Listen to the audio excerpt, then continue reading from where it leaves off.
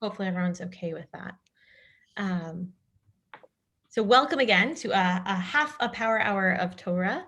And we'll look at this week's Parsha today. In this week's Parsha, there is one of my favorite midrashim of all, from all of the Parshiot that I want to share. But I think to start, we should take a look quickly at just a fundamental principle that we'll be playing off of throughout this week's Parsha midrash. So in Breshit, in the very first chapter of Breshit, in Pasuk Kaf Zayin, the text tells us, "Vivra Elokim et Adam b'tzalmo, b'tzelem Elokim bara oto, zachar unekeva bara otam." Right, that God created man in God's image, in the image of God, b'tzelem Elokim. And of course, we don't know exactly what that means, but it is certainly, I would say, a fundamental value that is throughout Judaism. And we see it at play in this week's Parsha. So, and everyone should feel free to jump in. If anyone wants to read, they should feel free to volunteer. Otherwise, I'm happy to keep going. So in this week's Parsha, we find a pasuk about the death penalty, which is something that is not comfortable for everybody, certainly not for me, but is certainly a fact of life here in this pasuk, or of death, where the pasuk tells us, right? So someone has committed a capital crime, and so we put him to death and we hang him on a tree, we impale him on a stake. Which sounds terrible to me, but even if you bought into the system, the Torah goes on to warn us, lo talin nivlato al ha'etz, don't leave his body hanging on the tree, ki kavor tikruvenu bayom hahu, don't leave the body out overnight, bury him on that day. And then here is the phrase, ki kilalt elokim talui, because an impaled body is an affront to God. Is someone asking a question? No. Right. And so this is a curious phrase, and it's hard to understand why this might be an affront to God. Right. In many cultures, they leave if you believe in capital crimes, they leave the dead body on the tree for a long time. Right. It serves as a deterrence, a further deterrence of crime in other places. And so why, if you're going to do this, would you take the body down right away? Why not get your full mileage, basically, out of the person who's committed the crime?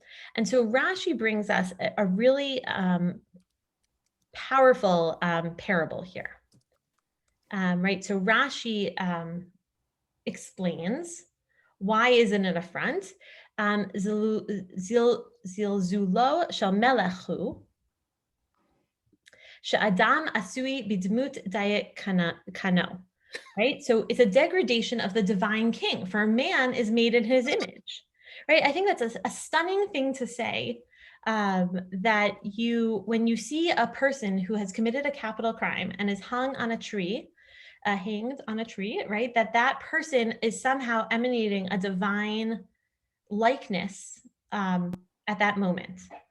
Right, and I think that the story is even more powerful, right? The mashal. So it's a mashal lishnei achim te'omim shehayu domim ze laze, right? Imagine that there are two twin brothers, identical. One of them, echad na'aseh melech. One of them has been promoted to kingship, right? He reigns over the whole nation. He's very powerful. People look up to him. He's respected. And the other one has fallen on a harder time, right? There's only one. There's an heir and a spare. He's the spare. And so he has turned to a life of crime. And he is a bandit on the highway. Ve'echad nitzpas lilistiut v'nitla, right? And so this other one, the one who's turned to the life of crime, is eventually caught for being a robber, and he's hung. And the fear is that kol haro'eh oto, right? Anyone who sees the robber brother who's being hanged on the tree will say, Omer hamelech talui. Oh my gosh, what happened that the king has been hanged? I'm sorry? Yes, go ahead. Someone have a question? Oh, sorry, that was my fault. I didn't realize I wasn't on mute. No problem. Right. And so I think that this is incredibly powerful because it's not just saying every person is created in the image of God and we should really understand that and be mindful of that. But we're saying even the person who has fallen so far from what we think. Yes, 1 minute here. Have some water first, okay? That can you ask Ariella to help you? Mama can't help you. Go ask Ariella. Tell her. Okay, so you can sit quietly. Do you see all these people? I'm not talking to them. Right? I'm so sorry. This is the first and last lunch and learn in which my children will be home. Go ask Ariella or have some Cheerios. I cannot help you. That anyone who has, even those who have fallen so far from, guys, I'm really sorry. I think the easiest way for me to teach successfully is to get her a snack very fast. This is so not okay.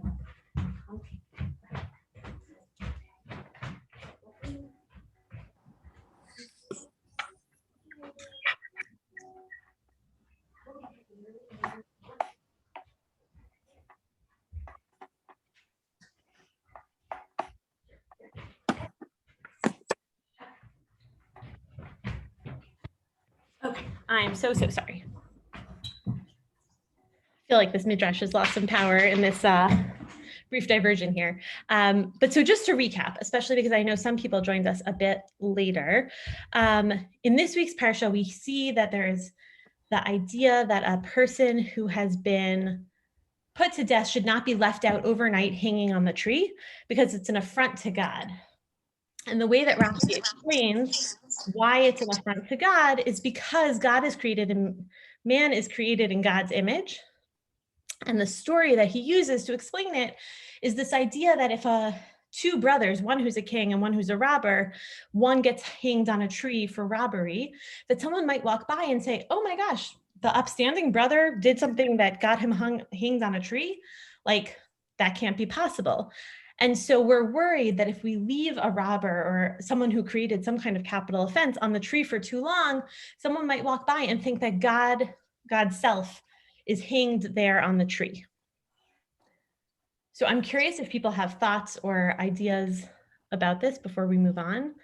To me, this is like a stunningly powerful midrash.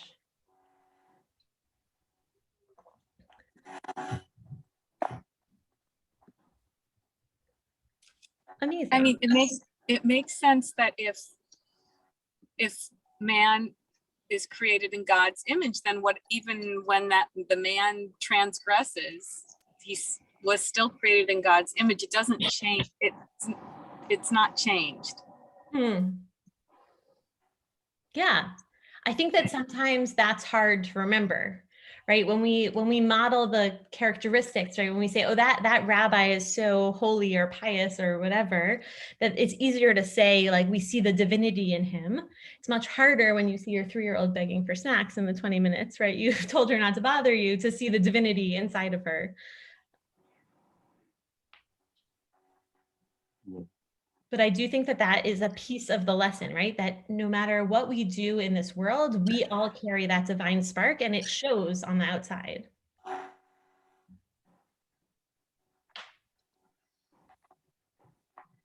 Right. The original idea of being created in God's image comes from Bereshit, when humans were first created, not when they had accomplished anything or been great people or been special or whatever, just like at their core, at their very creation, they have that divine spark. So it follows this line of argument. Yes, I think that's beautiful. And I think that this, like, I love this midrash on its own, but I think it's interesting thinking about, we always read this parsha in the weeks leading up to Rosh Hashanah, like what is it, what else can we add or bring to it that, right, this is about how you treat someone who's already been hanged, right? The person who's already made it to that point. How do we think about the fact that we're all made in God's image in such a strong way? And Rabbi Arthur Green, who's a rabbi in the Boston area, tells this amazing story about Reb Nachman of Kosovo, who was a friend of the Baal Shem Tov. And he explains that Reb Nachman believed that the proper way to remain close to God, right, something we strive for at this time of year, was to constantly contemplate the four-letter name, the Yud Kei Vav Kei name of God, and to see those letters of God's name ever before him. And he was a preacher. And so when he looked out at his audience, he was able to see God's name in every face. Right? I think that in itself is striking, but it's certainly, right, when we're at Shul, when we're in these days of awe, right, Rosh Hashanah, the Aseret Yemei Tshuva, Yom Kippur, maybe it's easier. Like, I feel like we should be so lucky to be like Reb Nachman and to be able to see that in everyone's face. But then times changed. And even for Reb Nachman, this was hard because the preacher was forced to become a merchant in order to survive. And in the marketplace, with the rapid pace of all the buying and selling, he found it harder to always concentrate on the name of God. Right. And so here, I would say this is like my standard, right? My baseline is that it's really hard to concentrate on the name of God and to see God reflected in people's faces when you're not doing holy endeavors, right? When you're at the grocery store and you're impatient in line, or you're dealing with a difficult customer or student or whatever the person is. So what did Reb Nachman of Kosovo do? We were told that he hired a special assistant to follow him around wherever he went. And the person's only job was to be a reminder. Whenever he looked at his assistant's face, he would remember the name of God. A fascinating idea, a workaround, right? We should all be so lucky to have a budget line, an item on our budget for a reminder of the face of God. But I think that Rabbi Green's questions are really powerful, right? He says, what do you think the person, almost surely a man at that point, looked like? Right? Given the values of traditional Jewish society, he was probably not especially beautiful, which I think is interesting, right? Maybe he should have been especially beautiful if he was supposed to be reflecting the face of God. Might he have been exceptionally tortured? Was it a tormented face that reminded the rabbi of God? Or was it something less dramatic, what in Yiddish might be called edelkeit, a combination of gentleness, warmth, and nobility, right? When you think about what the mirror face, right, the image, the reflection of the image of God looks like, what does it look like? Who would you hire when you were doing the casting call for that job? And of course, we'll never know. Maybe it was just an ordinary face, another person made in God's image, but he was there to serve as a reminder, and that was quite enough. And so I think the idea that we can turn this piece of Torah on its head almost at this time of year, right? Instead of looking at the person who's done wrong and saying, we still see the face of God in that person, we can make every person into that reminder of the face of God. And we can use our relationships, right? Latov, not lara, to make ourselves more aware of God's presence in this world, to make ourselves more aware of our relationship to God in a way that allows us to do better, to do more tshuva, to get better. And I think that might be why this midrash plays so powerfully in this week's parsha. But I certainly welcome thoughts and discussion.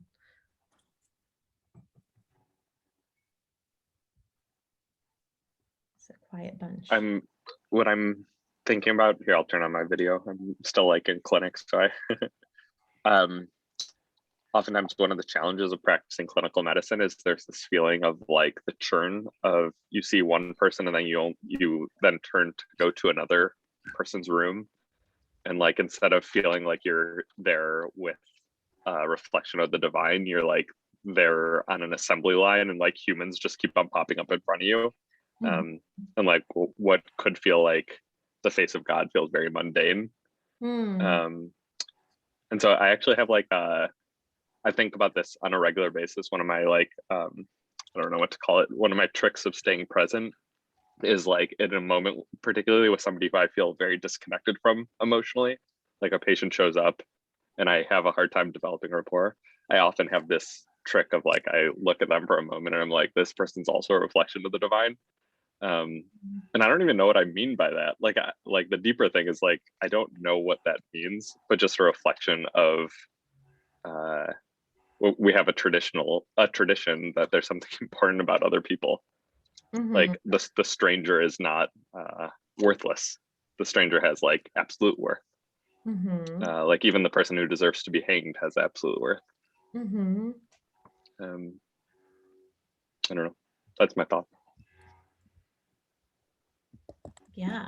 I really like that. It reminds me, there's another story which I almost brought. I could see if I could pull it up quickly. Of it's the story of the ugly man, who is in the Gemara, and it talks about the same idea that you're saying, right? Like, how do we know, Adam? Like, who is the face of God, and who are we to decide or judge that at any point? And the goal is to be able to cultivate that awareness, even in those that don't look like us, or don't look like maybe what we think God's reflection should look like.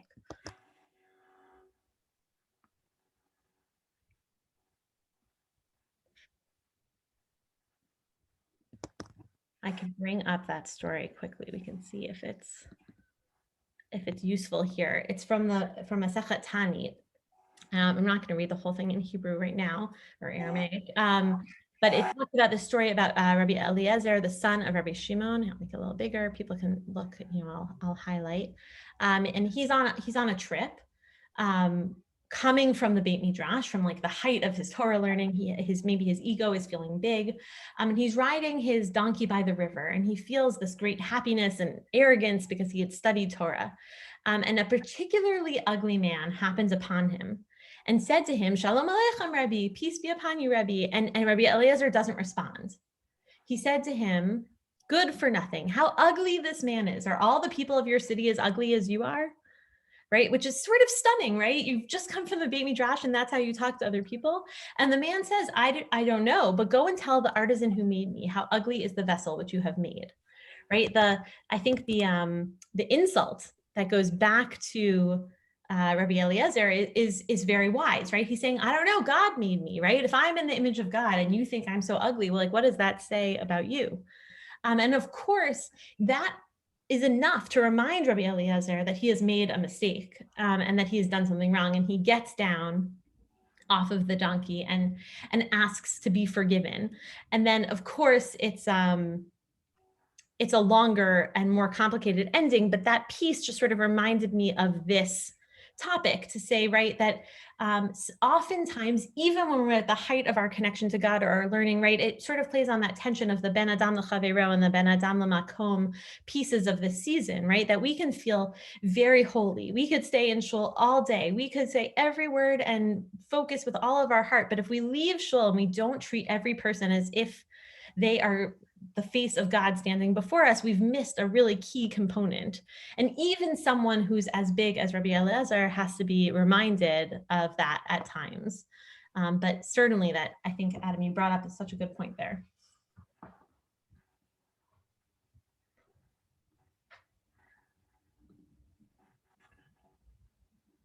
Oh, this is so interesting. Mark, so I think Mark and Jenny are on their way to the airport to go somewhere fun and exciting, hopefully.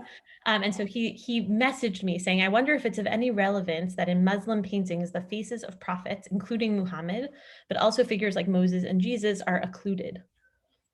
Maybe, right? To say, if we really want to say that this person is emanating the face of God and we can't possibly depict the face of God, better to leave it shadowed. I don't know.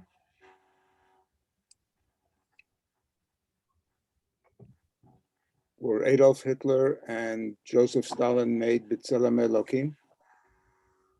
It's such a good question, right? Because when we talk about the ugly man of the Gemara, we're talking about a person who's physically ugly. And it's very hard to square the people whose like neshamas are ugly with this idea that some part of them, right, maybe was made B'Tselem Elokim.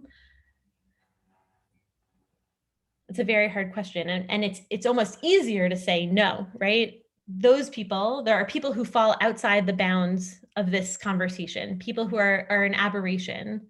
And I think it's harder once it gets grayer, right? How do you treat the person? What was the capital offense that landed that person in the tree? We don't know.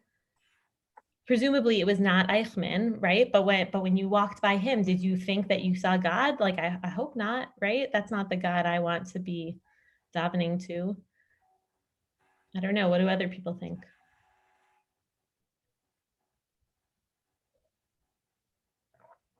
How does that question fit into the challenge of the midrash for you? Meaning that, like, you think that there are some people for whom you would walk by and not possibly recognize God's face there? Well, isn't the line in the Torah says that we were created in God's image? Doesn't mean that we stayed with it. Like we were created that way, and then each person, you know, progresses, becomes. It doesn't mean that you stay godly necessarily. Just I'm just thinking of, right? Isn't it? Isn't the language in Breshit about creation? Let's see. Jenny, your comment is like an equality of opportunity, not an equality of outcome kind of argument. Right. You know, like people like start out with some kedusha. It doesn't necessarily mean they finish with kedusha. Right. Like to answer, I mean, Tzvi is, you know, asking the extreme cases, but could you say that like Hitler and Stalin were created in God's image and then went awry somehow? Or like, you know, which is similar, more extreme versions of the guy hanging on the tree. Right. Because I do think in the sort of, you know, I don't know like what the garden variety capital crime is, but sometimes, right, that the divine image in our own faces has been occluded, right? But that doesn't mean it's not there. And that I think part of what this week's parsha is reminding us is even when it looks like it's gone, don't think it's gone completely. Don't think that in passing, you might not recognize a piece of God's image in that person's face. And so I think there is a message of like forgiveness and tolerance in that message, but does that apply to the you know, the top 10 or top 100 in all of time, or, you know, however many we want to include that, I don't know. But hopefully in our lives, we should be lucky to not have to encounter those people in any way. And so in the day-to-day, finding God's image in a person is, I think, challenge enough. But certainly, I think that is a difficult and everlasting theological question.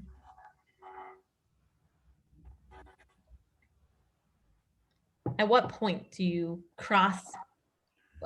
does God's image leave you? That's an interesting question.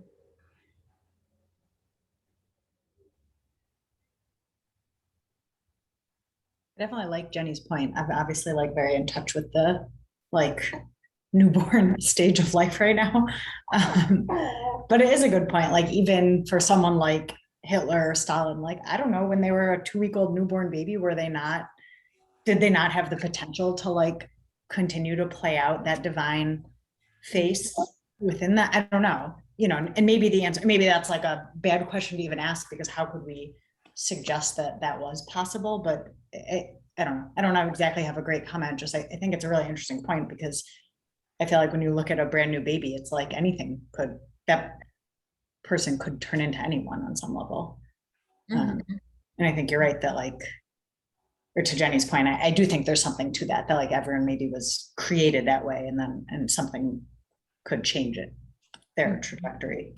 Tzvi, I'm curious to know what you think about the examples that you gave.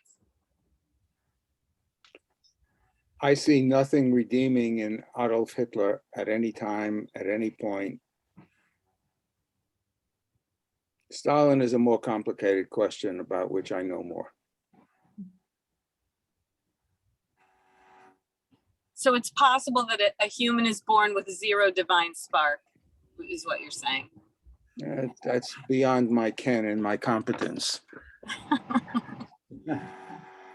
But people have choice, and that's what comes into it.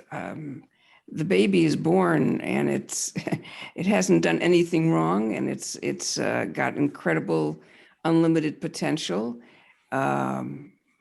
We don't know what shapes people like Hitler exactly. We have ideas about it, but along the way, we all have choices. And maybe those choices at some point, you know, again, these are the extreme ones, but they erase us from being B'Tselem Elokim. Almost as though like each choice smothers that spark inside of you, maybe, right? A little more until it's gone. Yeah.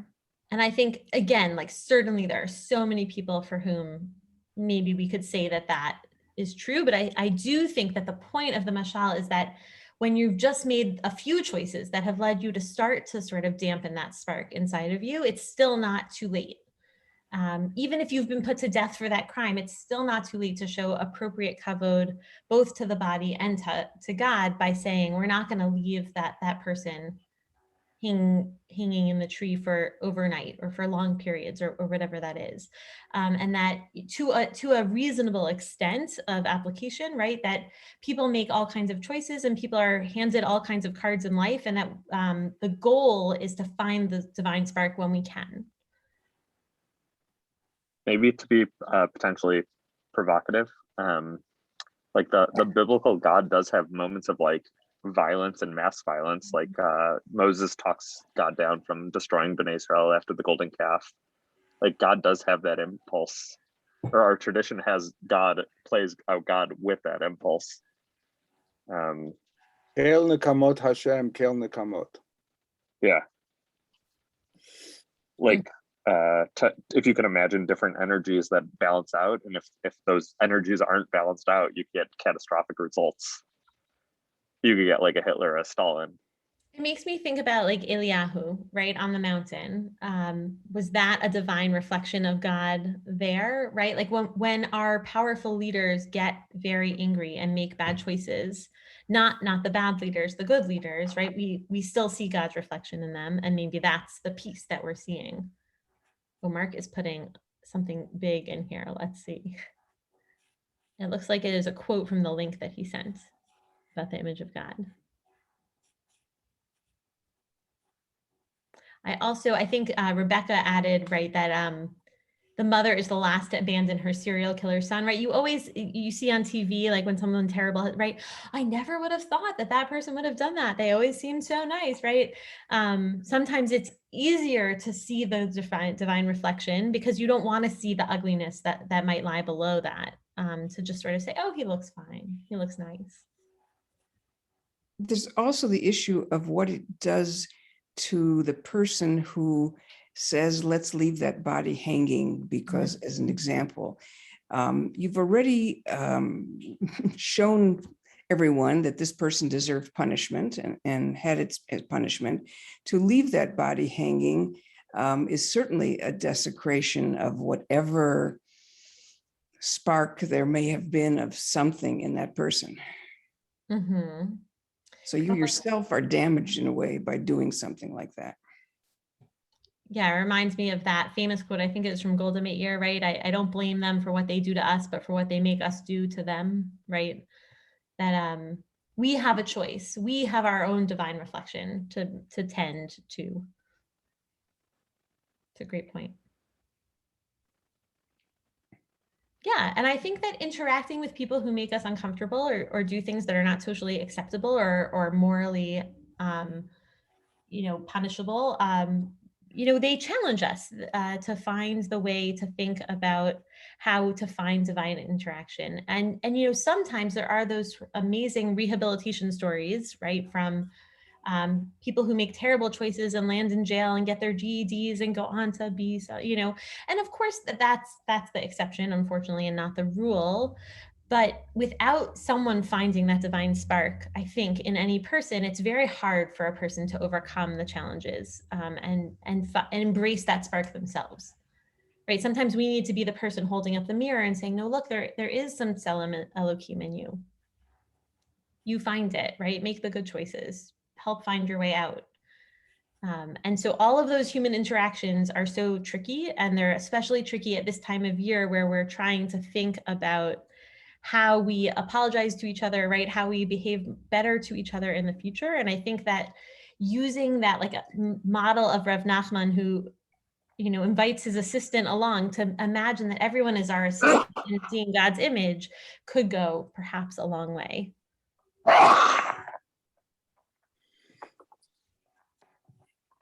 This is a very American outlook. Imagine that in 1945, you're standing in Auschwitz and watching Rudolf Höss, the last commander of the camp, being hung. And you're a Pole or a Jew. Are you going to see it Tselem Elohim? maybe you're seeing, maybe by doing that, you're rehabilitating this Tselem Elohim in everyone else. Do you See, know what I I mean? think that this is also intended as a radical text. I think it's supposed to be challenging. It's like actually not intuitive and it's not obvious. I agree completely, and I think It's it's like a completely provocative text. idealistic, emotionally and psychologically unrealistic. Hmm. And it's Americans sitting in the comfort of their civilized country who can afford to entertain such nice thoughts. No, I disagree, because you're still executing him. You're hanging the man. You're saying he's irredeemable on a practical, like, normative basis. This man can't function in our society anymore, and you still see the divinity within. I think it's like a radical text. I think it's aspirational, is how I describe it. Yeah, I agree. So it's only Yechidei Skula, the rare person who can see what you call the divine spark. I don't know. So, I mean, I guess I would push back to say I think this text is about Israel issues. So we're not talking about Jews and Nazis here, right? We're talking about Jews and Jews. And you don't think so? I mean, I don't think Adam was not Jewish, and he was created in Tselem Elohim. yes, but I think that this text about removing the body from the tree is about internal affairs. I don't think it's saying when the Jews see another nation's person hanging on a tree that they should interfere in that nation's. Maybe I'm wrong, but I read it as more of like when you're in the family, when you're in the boundaries of sort of normal poor behavior, right? As Adam said, sometimes you have to correct that behavior, but you have to always keep in mind that there is divine spark there. Only as regards Jews. I think I this don't know. is in that realm. What's I interesting? Go ahead. Go ahead, Jenny. I saw Mark's comments and quoting, I guess, Yeshayahu Leibowitz. And yeah, it's again that the child is born, and you have to work at either helping that child become what you think is B'Tselem Elohim, or you do it yourself as you're an adult. And those who do the opposite in ways that we can't even begin to think, maybe it's really impossible in many cases to say that this person has, reached what they could, and in fact has done the opposite. Well, and it's not enough to say you have a divine spark, right? I'm looking also briefly at the end, right? That each person is examined according to his deeds. Like, of course, having a divine spark is not a free ride up to Olam Haba or out of capital punishment, right? It's just saying that there is some baseline of dignity that we afford to everyone. Rebecca, I'm sorry, I cut you off. Well, I was just wondering, like for Steve's point, whether the fact that he's already dead is what in some ways redeems that divine spark in him. Like someone like Moshe Taku thought the Rambam's book should be burned because he wasn't willing to acknowledge the extent to which like the human body is in some way the best estimate of how you can sort of manifest the idea that God has these kohot and can do things, right? So what if it's not like what if it's not the American version? What if it's not like, oh, he has this divine soul in him right now and it's the Shema, oh, it's so Jewish. What if really what it's saying is once all of the things he's done and the way he's corrupted himself and whatever it is gone, what you're left with is what at least someone in Rashi's time would have thought is like a pure image of God in the sense that we have so much power, right? In that sense, once Hitler's executed, the fact that he used his power for evil, doesn't negate the fact that we are the only speaking, thinking, acting creatures on the planet. Like there's different ways in which we're images of God. And I think that at least for like the European thinkers, as opposed to the Rambam, as Mark was pointing out earlier, some of that is just like purely the power of what a sentient being is.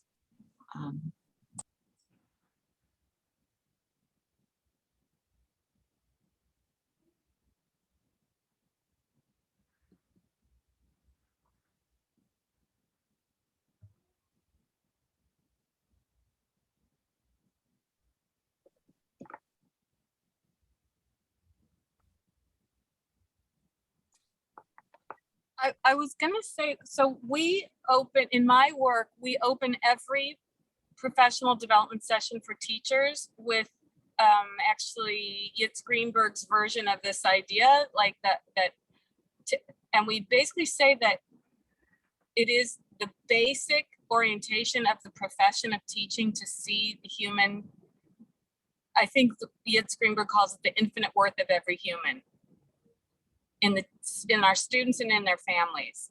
And I haven't thought about it at all as like aspirational or American or like fluff, like only people who have the luxury of to see it that way. We've understood that to be like basically a commandment, and not just to Jews. Like you have to see all of the people that you work with. It's a professional orientation. And I don't know. Also, Mr. Rogers also used to say it, so we use his version too. Yeah, Rav Yitz has written extensively on this topic and really believes that this is the fundamental principle of Judaism. I'm not sure that I was willing to go that far, so I didn't include his quotes, but he writes very beautifully about it. And I agree with you, Jenny, and I think, look, maybe that is the luxury, right, of working with children or working in this country, but I think that there are always people who will challenge us to feel that maybe the divine spark is not there. And sometimes those are the kids that need more help or help outside the classroom or medication or whatever, right? Sometimes it's a sign something is really wrong. And sometimes I think it's just a clash of personalities or behaviors, right? And that sometimes is even harder to overcome than the really extreme examples where we can say, look, there's a divine spark, but I don't see it and I can feel off the hook. It's a lot harder to feel off the hook of finding the divine spark when the person is much more in the boundaries of normal poor behavior or frustrating behavior or behavior not like one's own, right? It's almost more of a challenge. It's easier to say goodbye to the divine spark in someone like Eichmann or Hitler.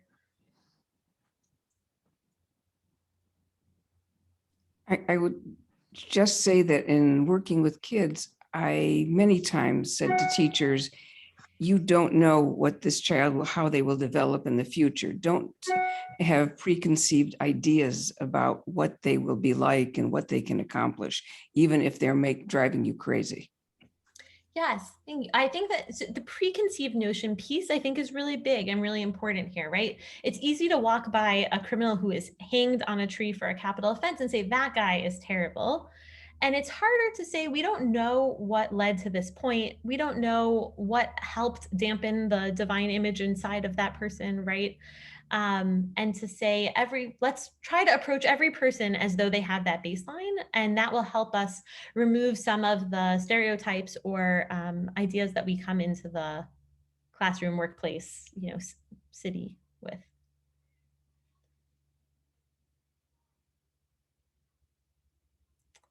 It's certainly a lot to grapple with. It's a short text, but I think Adam left, but as Adam said, I think it is really meant to be the thing you sit and chew over and think about how you accomplish that. And when it's not appropriate to accomplish that, certainly Tzvi, I think, is an appropriate piece of that struggle as well.